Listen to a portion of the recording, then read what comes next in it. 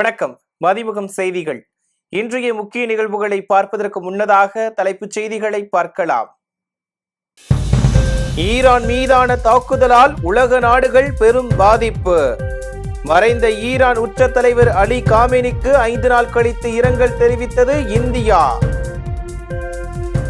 திராவிட model ஆட்சியால் பயன்பெறாத குடும்பங்களே இல்லை, ஒருவரையும் பின்தங்க விடமாட்டோம் என முதலமைச்சர் கடிதம். 4 நாள் பயணமாக இந்தியா வந்த பின்லாந்து அதிபர் பிரதமர் மோடியுடன் சந்திப்பு. இந்தியா பின்லாந்து உறவுகள் குறித்து இருவரும் பேச்சுவார்த்தை. தனியார் பள்ளிகளில் அரசியல் மதம் சார்ந்த நிகழ்வுகள் நடத்த தடை. தமிழ்நாடு அரசு அதிரடி உத்தரவு. அமெரிக்க இஸ்ரேலிய தாக்குதலில் உயிரிழந்த ஈரானின் உச்ச தலைவர் காமேனிக்கு 5 நாட்கள் கழித்து இந்தியா இரங்கல் தெரிவித்துள்ளது. ஈரான் மீது அமெரிக்காவும் இஸ்ரேலும் இணைந்து நடத்தி வரும் தாக்குதல் இன்றும் நீடிக்கிறது. ஈரானிய போர்க்கப்பலை அமெரிக்க நீர்மூழ்கி கப்பல் வீழ்த்தியதை தொடர்ந்து இஸ்ரேல் மீது ஈரான் ஏவுகணைகளை வீசி தாக்குதல் நடத்தி வருகிறது. அதனைத் தொடர்ந்து ஈரானின் பாதுகாப்பு படைகள் மற்றும் அரசு கட்டடங்கள் மீதும் இஸ்ரேலும் அமெரிக்காவும் இணைந்து குண்டுவீச்சை தீவிரப்படுத்தின. கடந்த சனிக்கிழமை ஈரான் மீது அமெரிக்காவும் இஸ்ரேலும் இணைந்து தாக்குதல் நடத்தியதிலிருந்து போர் தொடங்கியது. இரு நாடுகளின் கூட்டு தாக்குதலுக்கு பதிலடி கொடுக்கும் விதமாக ஈரானும் இஸ்ரேல் மற்றும் வளைகுடா நாடுகளில் உள்ள அமெரிக்க தூதரங்கள் மீது ஏவுகணைகளை வீசி தாக்குதல் நடத்தி வருகிறது. இதற்கிடையே உலகின் முக்கிய நீர்வழி தடமான ஹார்முஸ் ஜலசந்தியை ஈரான் ஓடியது. இதனிடையே இந்த போரின் தாக்கம் காரணமாக வளைகுடா நாடுகளில் சிக்கி தவிக்கும் இந்தியர்களை மீட்டு நாடு கொண்டு வரும் முயற்சிகளை இந்திய அரசு முன்னெடுத்து வருகிறது. அதற்காக சிறப்பு விமானங்கள் இயக்கப்பட்டு வருகிறது. இந்நிலையில் அமெரிக்க இஸ்ரேலிய தாக்குதலில் உயிரிழந்த ஈரான் உச்ச தலைவர் அலி காமேனிக்கு 5 நாட்கள் கழித்து இந்தியா இரங்கல் தெரிவித்துள்ளது. டெல்லியில் உள்ள ஈரான் தூதரகத்தில் அலி காமேனிக்கு இரங்கல் தெரிவிக்கும் புத்தகத்தில் வெளியுறவு செயலாளர் விக்ரம் மிஸ்ரி கையெழுத்திட்டு அந்நாட்டு தூதரை சந்தித்து ஆறுதல் தெரிவித்தார். திராவிட மாடல் ஆட்சியால் தமிழ்நாட்டில் பயன்பெறாத குடும்பங்களே இல்லை என முதலமைச்சர் மு.க.ஸ்டாலின் தெரிவித்துள்ளார். திமுக தலைவரும் தமிழக முதலமைச்சருமான மு.க.ஸ்டாலின் தொண்டர்களுக்கு கடிதம் ஒன்று எழுதியுள்ளார். அதில் 5 ஆண்டுகால ஆட்சியின் நிறைவில் ஓரணியில் தமிழ்நாடு வெல்லும் தமிழ் பெண்கள் பெயர்களில் மக்களின் ஆதரவை திரட்டும் பணியை எந்தவித எதிர்ப்பும் இன்றி மேற்கொள்வதே திராவிட மாடல் நல்லாட்சிக்கான சாட்சி என குறிப்பிட்டுள்ளார். தமிழ்நாட்டின் வளர்ச்சி பயணத்தில் ஒருவரையும் பின்தங்க விடமாட்டோம் என்ற உறுதியுடன் திட்டங்களை நிறைவேற்றி வருவதாகவும், திராவிட மாடல் ஆட்சியால் பயன்பெறாத குடும்பங்களே தமிழ்நாட்டில் இல்லை என்கிற வகையில் சாதனை திட்டங்களை நிறைவேற்றி இருப்பதாகவும் தெரிவித்துள்ளார். 4 நாள் பயணமாக இந்தியா வந்துள்ள பின்லாந்து அதிபர் அலெக்சாண்டர் பிரதமர் மோடியை சந்தித்து பேசினார். பின்லாந்து அதிபர் அலெக்சாண்டர் ஸ்டப் 4 நாட்கள் அரசுமுறை பயணமாக இந்தியாவிற்கு வருகை தந்துள்ளார். டெல்லி விமான நிலையத்தில் வந்திறங்கிய அதிபர் அலெக்சாண்டருக்கு அரசு முறைப்படி உற்சாக வரவேற்பு அளிக்கப்பட்டது. வெளியுறவுத்துறை இணையமைச்சர் கீர்த்திவர்தன் சிங் நேரில் வரவேற்றார். இந்நிலையில் பிரதமர் மோடியுடன் பின்லாந்து அதிபர் பேச்சுவார்த்தை நடத்தினார். அதில் வர்த்தகம், முதலீடு, முக்கிய தொழில்நுட்பம் உள்ளிட்ட துறைகளில் இருதரப்பு ஒத்துழைப்பை மேம்படுத்துவது குறித்தும் பரஸ்பர நலன் சார்ந்த பிராந்திய சர்வதேச விவகாரங்கள் குறித்தும் பேச்சுவார்த்தை நடத்தினர். மேற்காசிய போர் நிலவரம் குறித்தும் இரு தலைவர்களும் விவாதிக்கப்பட்டதாக கூறப்படுகிறது. டெல்லியில் கடந்த மாதம் நடைபெற்ற சர்வதேச செயற்கை நுண்ணறிவு உச்சி மாநாட்டில் பங்கேற்றிருந்த அலெக்சாண்டர் சில வாரங்களுக்குள் மீண்டும் இந்திய பயணம் மேற்கொண்டுள்ளது இரு நாடுகளுக்கு இடையேயான உறவை மேலும் வலுப்படுத்தியுள்ளது. தனியார் பள்ளிகளில் அரசியல் மற்றும் மதம் சார்ந்த நிகழ்ச்சிகளை நடத்த தடை விதித்து தமிழ்நாடு அரசு உத்தரவிட்டுள்ளது. தமிழ்நாட்டில் உள்ள தனியார் பள்ளிகளில் சாதி மதம் சார்ந்த நிகழ்வுகள் நடைபெறுவதால் பல்வேறு பிரச்சனைகள் வருகின்றன. குறிப்பாக RSS மற்றும் சிறுபான்மை அமைப்புகள் பள்ளி வளாகங்களில் தொடர்ந்து மதம் சார்ந்த நிகழ்ச்சிகளை நடத்துவதாக புகார் எழுந்ததை தொடர்ந்து தமிழ்நாடு அரசு அதிரடி உத்தரவை பிறப்பித்துள்ளது. அதில் அரசியல் அல்லது கருத்தியல் மற்றும் வகுப்புவாத அல்லது பிரிவினைவாத தொடர்பான நிகழ்ச்சிகளை நடத்தக்கூடாது என தெரிவித்துள்ளது. கலாச்சார நிகழ்வுகள், சமூக சேவை திட்டங்கள், இரத்த தான முகாம்கள், நினைவு விழாக்கள் அல்லது இது போன்ற செயல்பாடுகள் அவை மதசார்பற்றவை, அரசியல் சாராதவை, கல்வி நிறுவனத்தின் நேரடி மேற்பார்வை மற்றும் பொறுப்பின் கீழ் நடத்தப்பட்டால் மட்டுமே அனுமதிக்கப்படும் எனவும் அரசு தெரிவித்துள்ளது. மாநிலங்களவை உறுப்பினர் தேர்தலுக்காக திமுக, அதிமுக வேட்பாளர்கள் வேட்புமனு தாக்கல் செய்தனர்.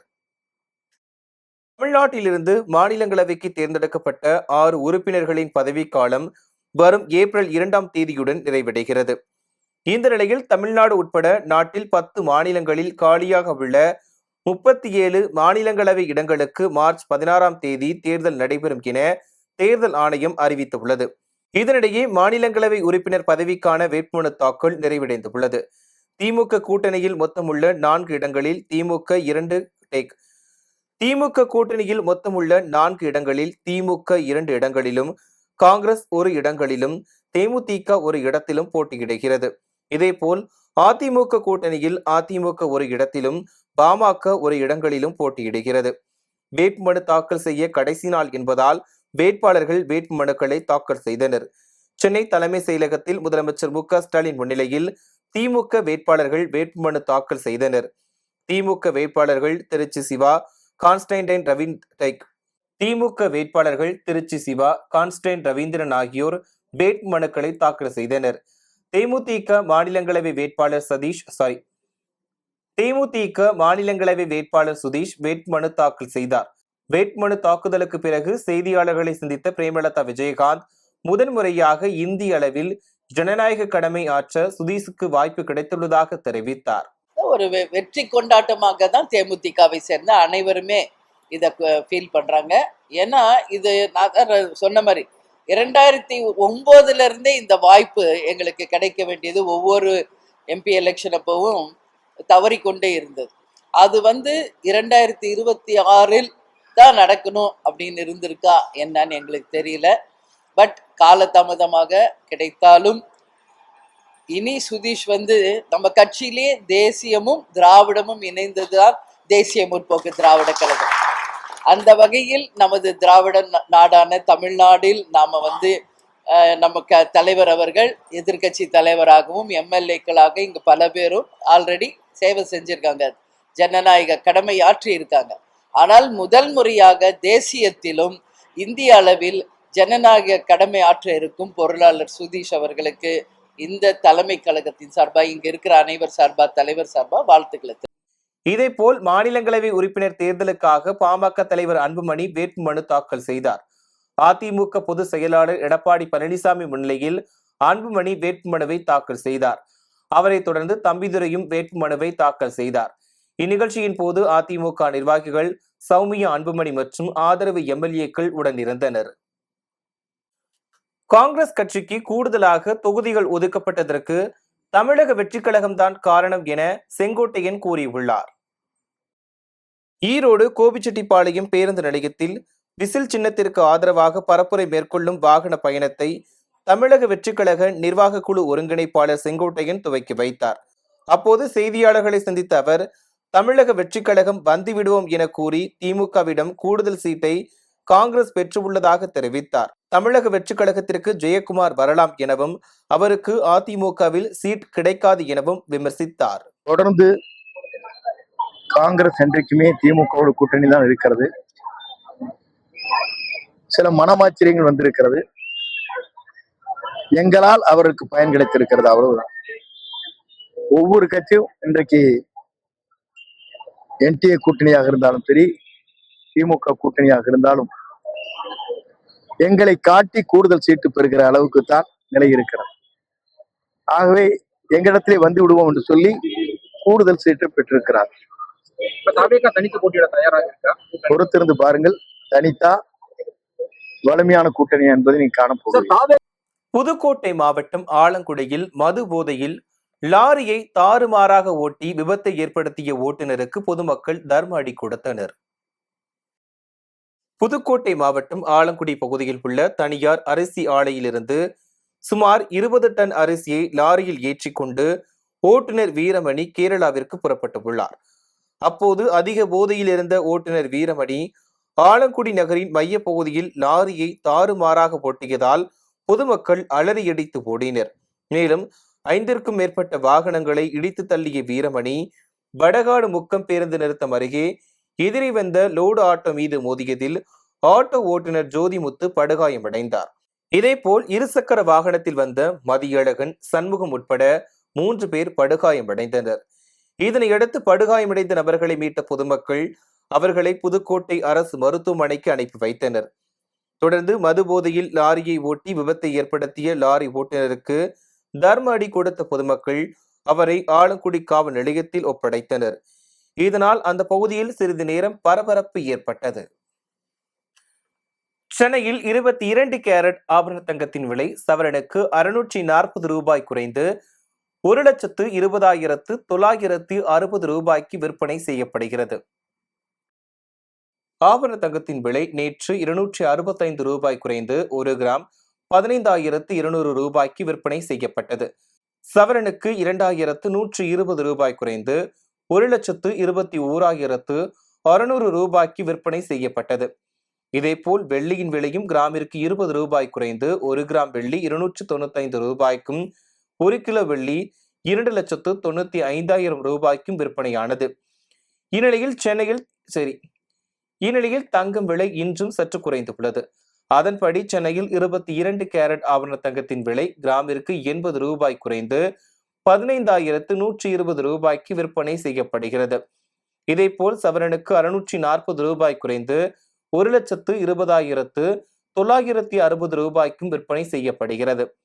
மேலும் வெள்ளியின் விலையில் எந்தவித மாற்றமும் இன்றி 1 கிராம் வெள்ளி 295 ரூபாய்க்கும் 1 கிலோ வெள்ளி 2,95,000 ரூபாய்க்கும் விற்பனையாகிறது.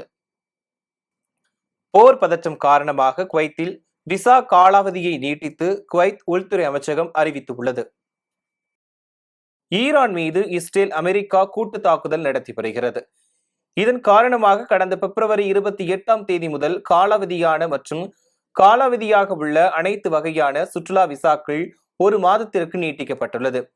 விசா நீட்டிப்பு செய்வதற்காக சம்பந்தப்பட்ட நபர்கள் எந்த ஒரு அலுவலகத்திற்கும் நேரடியாக செல்ல வேண்டியதில்லை எனவும் அபராதங்களும் கட்டணங்களும் முழுமையாக ரத்து செய்யப்பட்டுள்ளது எனவும் கூறப்பட்டுள்ளது.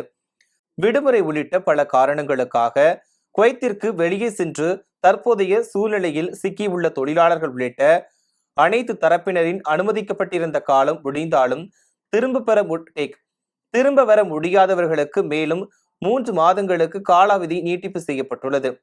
கத்தார் மற்றும் அமீரகம் உள்ளிட்ட வளைகுடா நாடுகளும் இதே அறிவிப்பை வெளியிட்டுள்ளனர் என்பது குறிப்பிடத்தக்கது. மீண்டும் தலைப்புச் செய்திகள்.